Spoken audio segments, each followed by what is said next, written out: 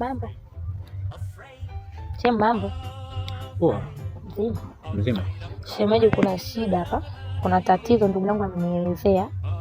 Amesema kwamba mahusiano yenu hata yaeleweki sasa hivi. Anahitaji kumove. Mbona umekuwa ni ghafla sana? Sijajua, maana mimi amenielekeza. Amesema unazingua, kwa hiyo ndio nimeamua nimlete hapa. Nijue shida ni. Wala shemeji. Latifa. Hili issue iko serious kiasi gani? Ndio tunasema tunaelewa na Yaani kipi ambacho kinakufanya mpaka saa hizi mimi na wewe tuachane? Yaani sababu kuu labda. Nini?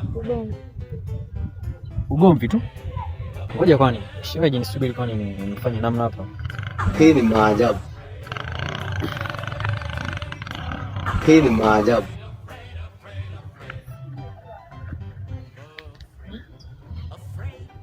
Halo? Hii ni maajabu. Hii ni maajabu. Njoo vijueni hapa. Njoo vijueni.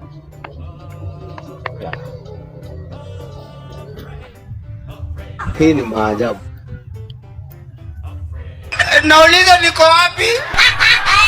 Si waulize hawa. Hii ni maajabu.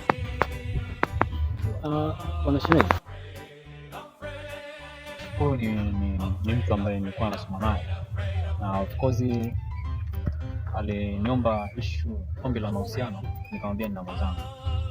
Kwa hiyo mimi nadhani tulipofika kamati na ndugu wako haina mbaya, huwa anaitwa Dule. Hii ni maajabu. Kwa hiyo mimi nadhani hatutakuwa na mengi. Si nadhani tu. shemeji. Hii ni maajabu. Kabisa umekubali kuachana naye? Hapana, ila inaonekana tu alikuwa na mahusiano naye toka muda. Inaonekana na mahusiano toka muda. Kwa kweli hao wanaume hao. Kwa sasa nafanyaje? Kwa sisi tumemove on. Niache tu tufanyaje? Tajaribu basi hata kuongea naye. Tajaribu.